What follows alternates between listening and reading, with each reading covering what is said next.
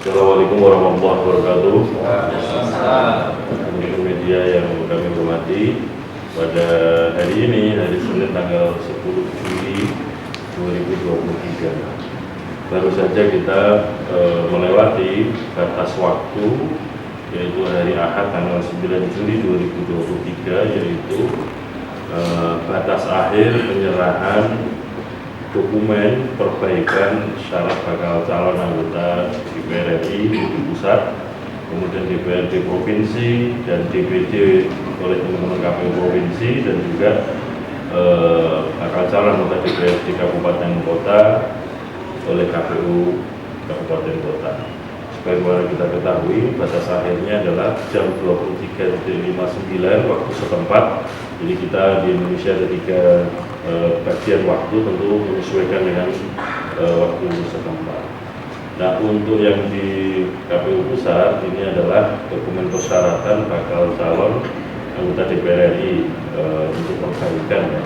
Alhamdulillah sampai dengan batas waktu yang ditentukan, dari 18 partai politik serta pemilu 2024 sudah menyerahkan semua dokumen perbaikan syarat, sesuai dengan hasil verifikasi di tahap pertama kemarin. Dan setelah itu nanti kita pastikan semua dokumen perbaikan persyaratan sudah masuk semua, dan kemudian nanti kita lanjutkan dengan tahapan berikutnya, yaitu penelitian atau verifikasi terhadap dokumen perbaikan syarat bakal calon.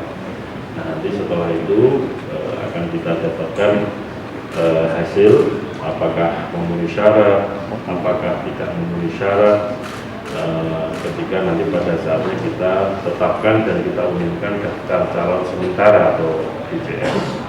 Nanti selanjutnya secara detail batas-batas waktu kapan verifikasi dan kemudian kapan DCS, dan setelah DCS itu ada diumumkan, tentu ada kesempatan bagi siapapun untuk memberikan catatan, masukan, tanggapan terhadap nama-nama calon sementara yang diterapkan dalam DCS.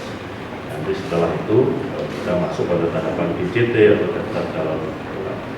Saya kira itu yang dapat kami sampaikan, dan kami juga mendapatkan laporan dari teman-teman KPU provinsi di 38 provinsi, kemudian di 514 KPU kabupaten kota, penyerahan dokumen perbaikan sudah berjalan sesuai dengan yang ditentukan dan sudah sesuai batas waktu yang ditentukan, dan alhamdulillah relatif lancar semua ya, apa yang sudah direncanakan.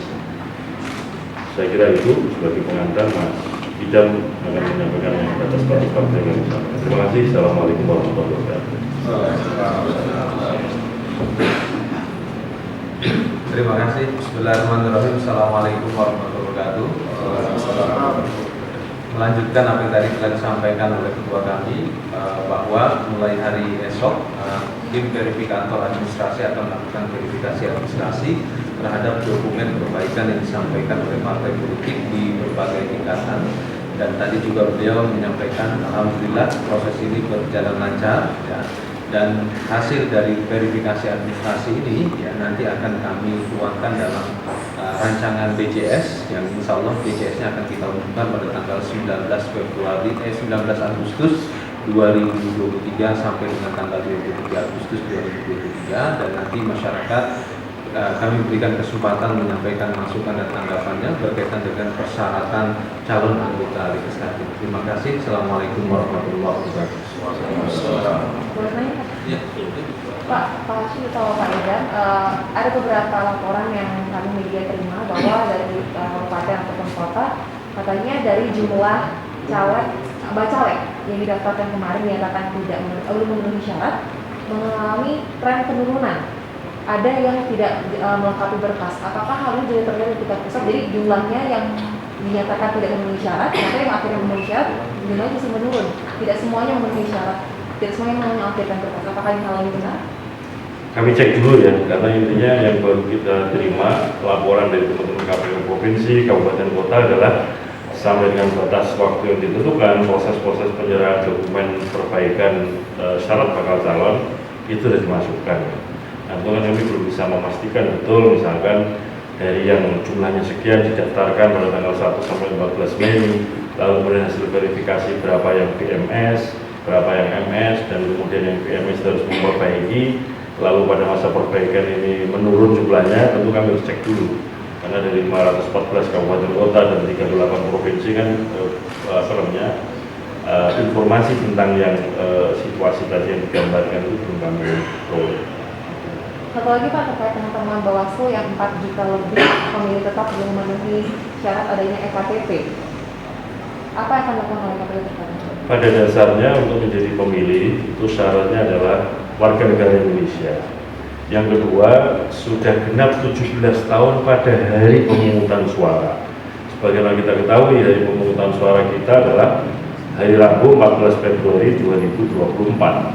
Sehingga batas 17 tahun itu bukan pada saat pemutakhiran data pemilih atau penyusunan daftar pemilih, tetapi nanti pada hari pemungutan suara.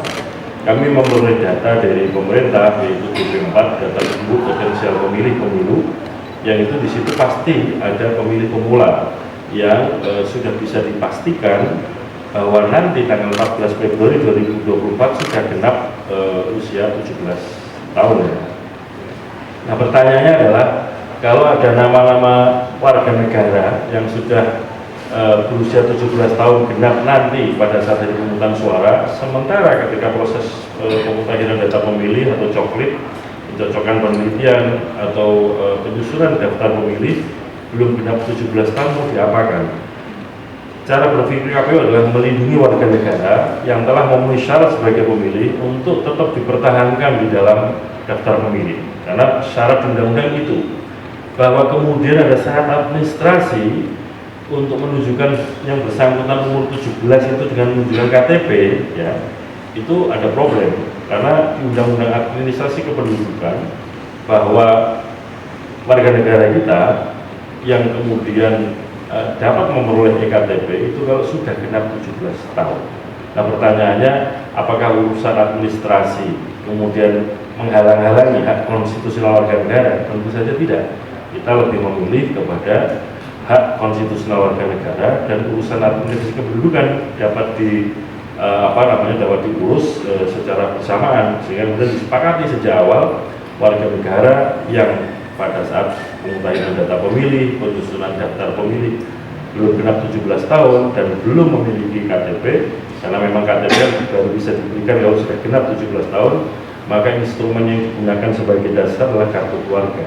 Karena di dalam kartu keluarga sudah ada identitas, yaitu NIK, nomor induk kependudukan, sehingga di database kependudukan yang dimiliki oleh pemerintah, dalam ini Kementerian Dalam Negeri, itu sudah bisa dipastikan yang bersangkutan berdasarkan tanggal lahir itu nanti sudah genap 17 tahun pada 14 Februari. Memang jumlahnya banyak, tetapi urusannya kan urusan administrasi yang tidak kemudian bisa menghalang-halangi penggunaan hak konstitusional.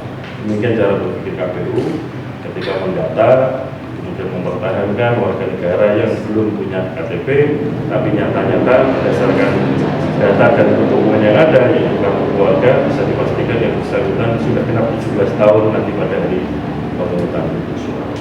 Demikian. Oke, terima kasih. Terima kasih Pak. Terima kasih, Bos.